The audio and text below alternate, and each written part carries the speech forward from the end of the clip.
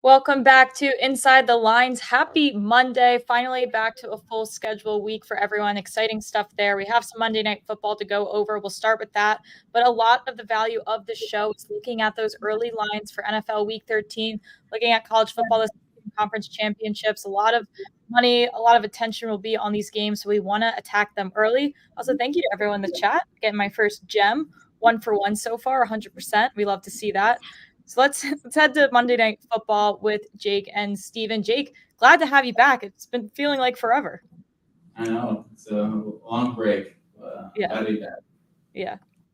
All right, well, let's start with Monday Night Football. Bears going to the Vikings. We've seen some line movement. You see it came off 3.5 to 3. Over-under has moved down to 44. Steven, why do you think we're seeing movement to the under and towards the Bears? Yeah, and it's down to 43.5 everywhere. I don't know. So that helps.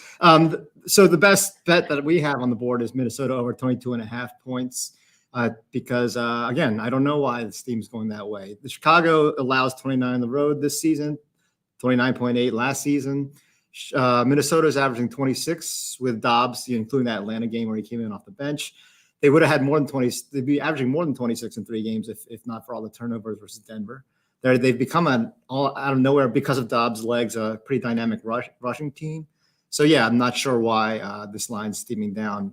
We know Justin Jefferson's not playing, but he hasn't been playing this whole 5-game win streak. So you got me.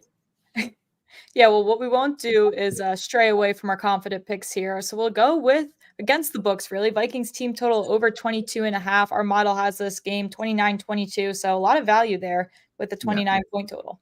Yeah, I didn't recommend the spread straight up because you never know what goes on with Chicago and Fields and the offense and how hit or miss they are. I do like the Roschon Johnson over 22.5 rushing yards. I liked it a lot more at 20.5, which was 24 hours ago. But with Dante Foreman doubtful or pretty much out, all running backs and Fields will get more, but in our model, we have the exact same total projected yards as the betting lines for Khalil Herbert and Fields. So we like 30 yards for Roschon Johnson, which we had last week on 6 carries. So we're not projecting anything that he hasn't done very recently versus Detroit. So I like this value of 22.5. So basically, we're hoping that the usage that Foreman would have gotten, at least half of that is going to improve and go to Roschon Johnson. Right, yeah. And I was looking in the chat here, but you see him projected for 30 yards here. Some questions in the chat looking at Ty Chandler and his yardage. I can look for that prop line really quick. Yeah. So we got in our consensus prop line, we have they're probably 31.5. We have them at 35. We have them just over that. So if you're leaning over, if you like the over, we would agree with it. So it doesn't hit our threshold of value, but but we definitely agree with that. Yeah, I see some 31.5 at Caesars, 30.5 at PointsBet. So possible there. You look at the rushing totals with before Dobbs got there, they had 70, 46, 74, 62. Since Dobbs there, it's 146, 125, 175. So that's pretty good. And while Dobbs does get 30, 35 of that, you're still talking about over 100 for the running backs. Right. Yeah.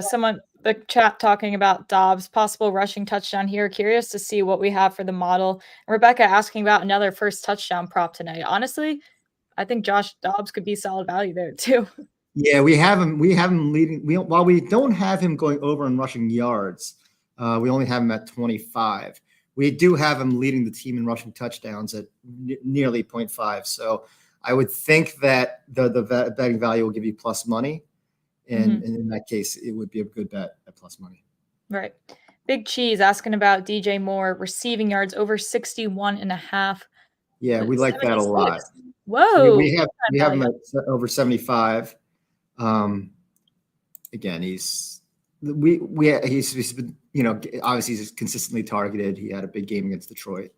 It all depends which Justin Fields comes out today. Yeah. But we have Fields at over the 196. So 195.5 probably is his line. Okay. Good stuff there. Let's take one more question here. Osborne over 2.5 receptions. Yeah. Without Jefferson back, we have him at, again, not enough model value to make a good bet against with the juice. But if you already like the over, we would definitely go on your side with a 2.7. Let's see what his receiving yards are here. Just we have 7. him at 31, which is pretty much right in line with the line. Yeah. Okay. Not great value there, but not disagreeing with you at all by any means. Yeah. All right. Continue to ask your Monday Night Football questions in the chat. We're happy to answer them there. Steven and I are going to move into some Week 13 lines. We don't necessarily have great value on every game, but we do know where this team's going. We know how to predict where it is going in general. So just good information to have in your back pocket as we go through these games. Take your notes because we're going to fly through these here. Let's start with the water. Yeah. Everyone strap in. Here we go.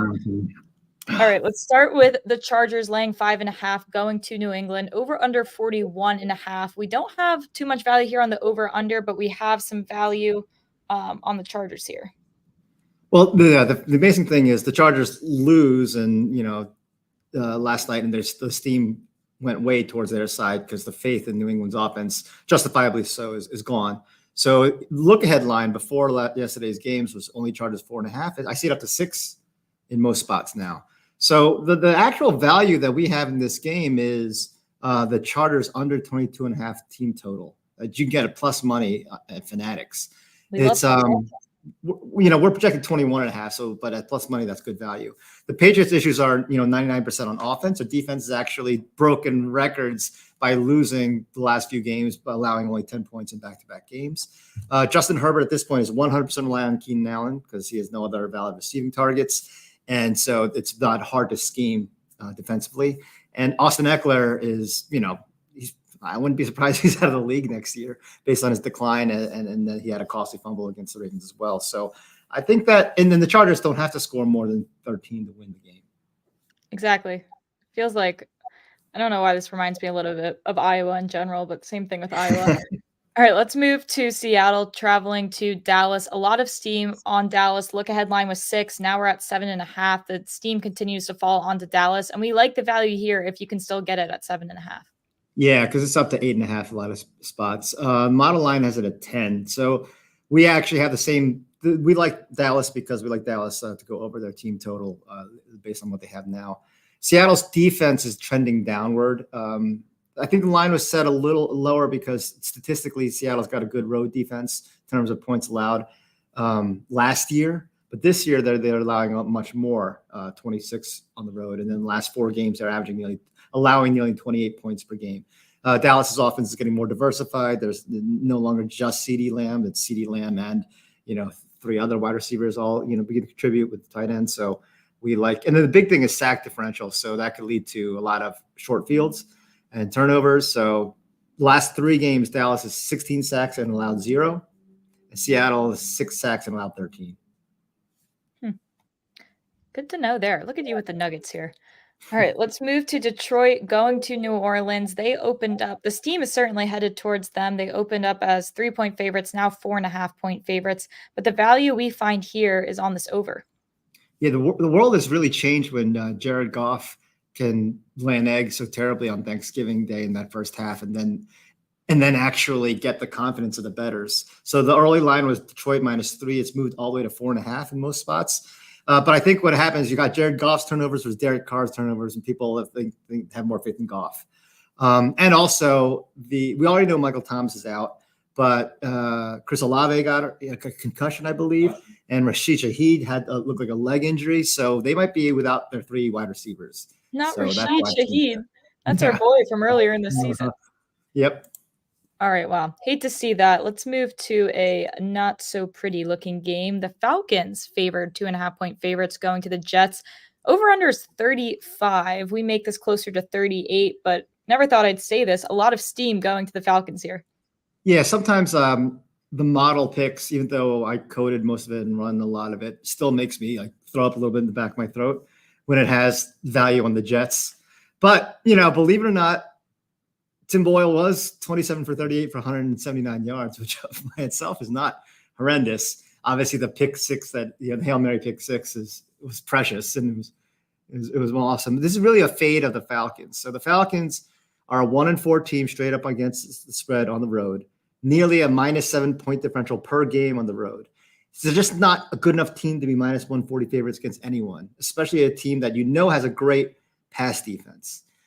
So I just, and then given Desmond Ritter's remarkable ability to cost the team points with turnovers as they're about to score, it's pretty amazing. So I just can't take Atlanta to win the game, when they're that bad on the road. Yeah, we've never liked them on the road. Let's move over to Arizona going to Pittsburgh. We saw a lot of steam here. The look-ahead line was Pitt -3, reopened at 6.5, now kind of settling back to 5.5, 6. We do like the value here with the Steelers, though. Yeah, I mean, I'm really down in Arizona. I had James Conner over in rushing yards. I thought he would get 15-plus carries, and he had 5 in the first quarter. But Arizona, they think that Kyler Murray's back, and then they can just chuck the ball all day long, and they don't stick to the run at all, and they got slaughtered by the Rams. So that offense is a joke. Pittsburgh, believe it or not, their running game has really turned it on. So they had 166, 205, 172, and 153 rushing yards the past 4 games. They have a true kind of two-headed monster now going. The biggest thing here is the turnover margin. So Arizona's projected to commit double the turnovers as Pittsburgh, and Pittsburgh at home is averaging 1.2 turnovers, I believe, and forcing 2.3. So I think that Pittsburgh is used to the mobile quarterback playing the same division as Lamar, Deshaun, etc. All right. Let's move to a quarterback who's been struggling and now a head coach that is no longer here, the Carolina Panthers going to Tampa Bay. Couple questions here. I guess we have to wait and see on this Mayfield injury, but does firing your head coach, do you think that's going to be that ultimate motivation factor for the Panthers, or do you think it's going to work the opposite way? I don't know. I mean, I've always been a Frank Reich fan because he went to Maryland, but apparently he was just a product of a Hall of Fame offensive line in Philadelphia.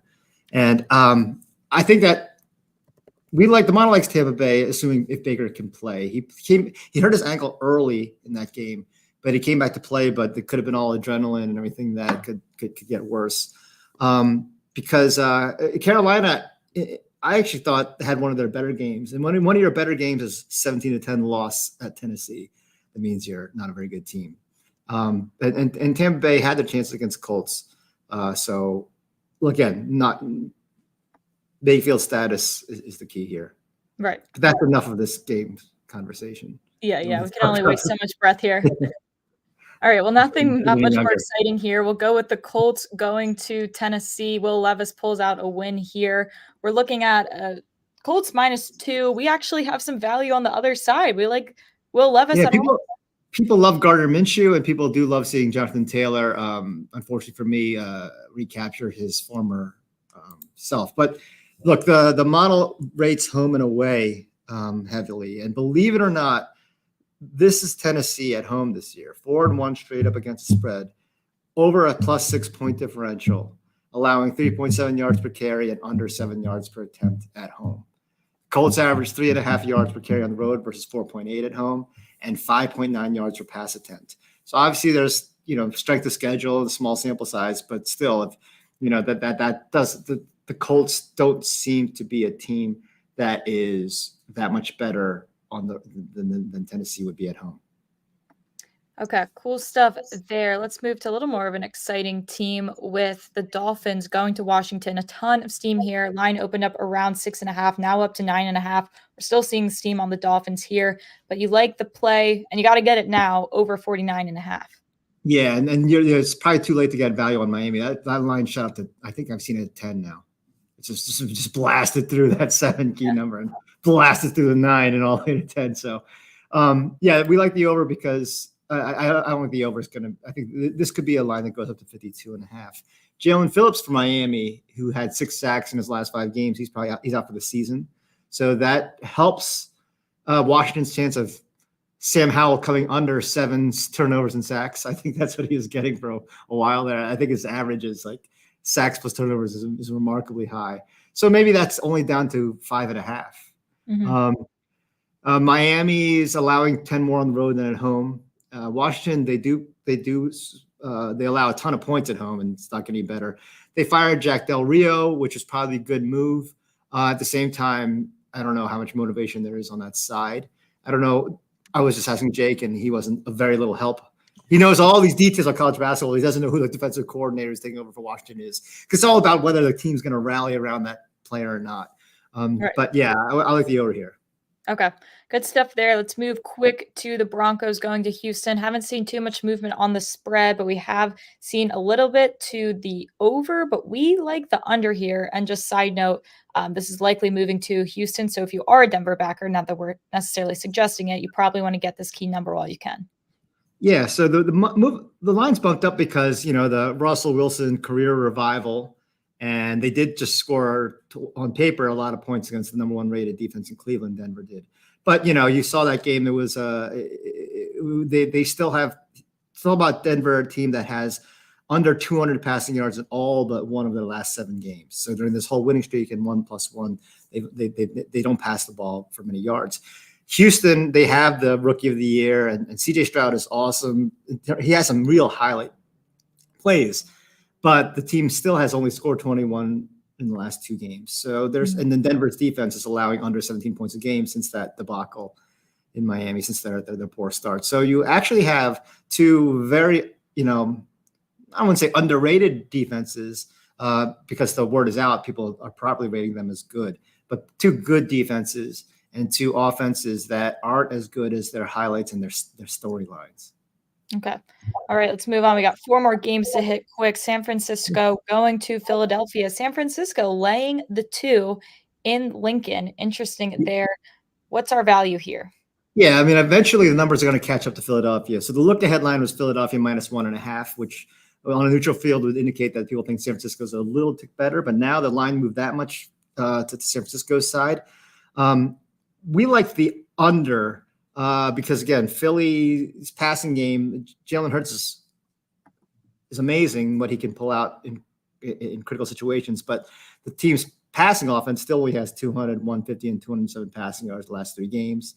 San Francisco's pass rush went from bottom 10 pre Chase Young trade in terms of sack rates to they have 5 per game in the last 3 games. So and San Francisco's allowed just 30 total points in the last 3 games. I think that there's going to be a lot of that revenge factor, and eventually the number is going to catch up to Philadelphia, I think. I don't know. I hope they won't. At what point is this a coincidence that they're pulling all these tough wins out? And it's also like Philadelphia's past 3 top opponents that they played are KC, Dallas, and Miami, and they allowed 57 total points to those 3 teams. This is true. Both teams are very good defensively. Yes, this is true. And also, I that's my mistake. Our model line has San Francisco winning by a point. I think my Philadelphia head just auto-piloted, so disregard that. All right, let's go to Cleveland going to the Rams. Rams laying 4.5, over under 38.5. We have some value here on the over. Yeah, so the Rams look explosive with Kyren Williams back, or I hope that's not just a fact against Arizona, but he's destroyed them.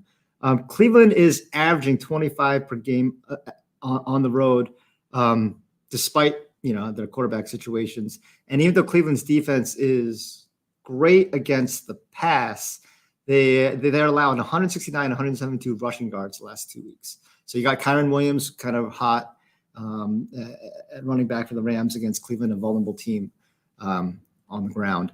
And yeah, I don't know if Joe Flacco is going to be starting. I mean, for Cleveland, but listen, as a guy who watched every Flacco snap for Baltimore, when he was with the Jets, he was just dinging for 4 yards a pass, but he can get he's no better quarterback at a 40-yard pass interference. Mm-hmm. And that still counts. So I wouldn't be surprised if he is in there that Cleveland actually doesn't have some big plays. Right. Probably PIs though. All right. 2 more games. I'm going to speed us through this one quick. The Chiefs laying 6.5 going to the Packers. There's slight steam on Green Bay here and to the over. If you are a Green Bay backer, you probably want to get +7 now while you can and get the full touchdown. Jordan Love looking great in back-to-back games. Chiefs offense obviously recovered against Vegas, but still just averaging 21 points on the road. So again, if you are Green Bay Packer, probably best to get that full touchdown here while you can. Last game we want to talk about, the Bengals going to Jacksonville. Jacksonville laying 4.5 here. We're just in line with them with that over-under, but we do have a lot of value on Jacksonville. Yeah, I mean, the Bengals, they actually lucked into the 10 points they got. They had a couple tip passes, and one went for 30 yards. That's how they scored their touchdown. They got outgained by 200 yards by the Steelers. That's really hard to do. Impossible, I believe. So, and they had without Joe Burrow in the passing game, they had 25 yards rushing. And right. Jacksonville's pass rush is really warming up, and the run defense has been great all year. Mm-hmm. Yeah. All right. So a lot of information to gather there. Certainly some value there. Look at those act now plays. Look at those games. If you like certain games, know if it's time to move now or if it's time to wait and see. With that, we're going to head over to some college football really quick. Jake's going to help us blitz through some of those conference championship games. Let's bring up OddsJam, our tried and true, to get through some of these, get the best value that we can early in the week. Steven, I'll pull up your screen here. Let's start with some act now sense of urgency things. Starting with Texas Packers. Texas playing Oklahoma State. If you like Texas, it seems like an act now situation, and we've seen some sharp money on them as well. Yeah, so the smart money is on Texas here, but it's pretty much 50-50 in the public. So the smart money is on Texas, and I would get this if you could find a 13.5. Looks like most of them are gone. You get that at FanDuel. So I would hop on that right now before it goes 14.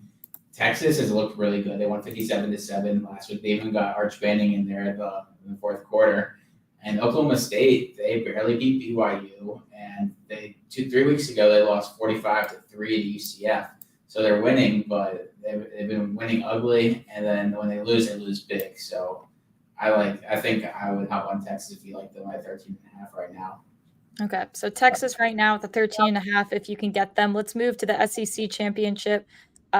Technically, Alabama's the home team here, which is funny to think about. But Georgia backers, also a time to act now here. We've seen a lot of steam towards them. As soon as the line opened, it moved from Georgia -4.5 to Georgia -5. And I think that's good news if you're a Georgia fan like Mackenzie, that Brock Bowers was probably just out as a precaution. He had a sore ankle, so not anything that was really scary. And Ladd McConkey was also out. So I think the money's going to keep going in on Georgia. I would get it at -4.5 when you still can, or -5 when you still can, because it's going to go to 6, maybe even 6.5. I think it could go back down to 6 later in the week too if it goes to 6.5. But I get it now at 5.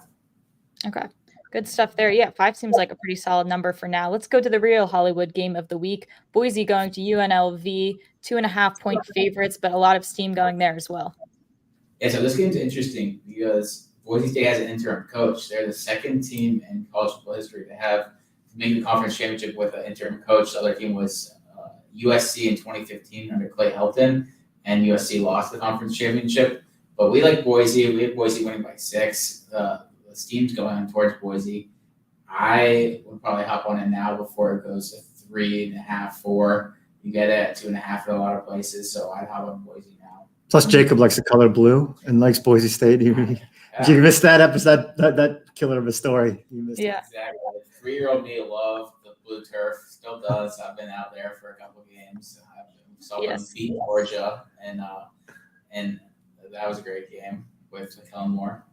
That is our coding team, ladies and gentlemen. We like teams because we like their field colors. All right. When I say Iowa backers here, obviously talking more so the spread than actual Iowa backers. But if you do like Iowa to cover the spread, you want to act now because there's steam going towards Michigan. Yeah, backing Iowa, interesting. But I think that 23 is a lot of points, especially in the conference championship. And if you've seen Michigan's offense, they've been good. But once they get a lead, they're not really pushing to blow out teams with Harbaugh out. So even with Iowa downgraded in our model, we still have them just losing by 17 in this game. We have them almost doubling their team total Vegas value of 6.3, which is pretty insulting. But Iowa, they've scored double digits 4 or 5 straight since the Penn State game. So we like Iowa here, which as tough as say 23 is a lot of points. So the fact that we're applauding them for double-digit points is like the wildest concept. on the show. And maybe if Michigan gets to an insurmountable 14-0 lead, they can rest some players. They lost their All-American They guard. lost Zach Center. I think Blake Corum. Last year they lost Corum late, so they're gonna try to keep Corum healthy. JJ McCarthy threw the ball 8 times against Penn State. They're gonna want to keep him healthy. They just want to win this because they obviously are in as long as they win, and even so there's no motivation to cover 23. Yeah, no, especially when your quarterback's not really in the Heisman race at all anymore either. It's not like he has to put up massive stats. All right, I just want to hit one more marquee matchup here, Oregon versus Washington. Overall, what are your opinions on this, and where have we seen this team going? So money in this team is going towards Oregon. It's moved from I think 8.5 to 9.5 in most places. So people are loving Oregon because it's so hard to beat a team twice. But I was telling Steven that this reminds me kind of USC versus Utah last year, where people thought we're all over USC because there's no way that Utah is going to beat USC twice. And Utah won that game and beat the Heisman winner, Caleb Williams, in that game. So it's a very similar scenario. We, in our model, have Washington at +4. So we have some leaning against the spread on Washington. I mean, Washington's still a good team. Like 9.5. I fear Washington back there. I don't wait till see if it goes to 10, which it probably will, seeing that all the money's going in Oregon right now. It's interesting. There is an 8.5 at -110. So there's a odd little shopping opportunity that is rare to see when you have two well-established teams. Yeah, you would see a 1-point line difference at the same juice. Okay, so story here, if you like Washington, you could probably wait for them to see if you can get a bigger number. But Texas backers, Georgia backers, Iowa backers, Boise State backers, this is your time to shine early in the week. Again, a lot of NFL act nows we went over. This is an episode you might want to rewatch. Help educate yourself through the week, figure out the line movement. Tomorrow we will talk more line movement, continue to update you guys through the week, a big weekend ahead. We'll also go over some Heisman stuff, some playoff stuff, some NFL futures, lots on the plate for this week. So everyone strap in. Good luck with your Monday Night Football bets. Ask us any questions on Twitter, and we'll see you guys tomorrow.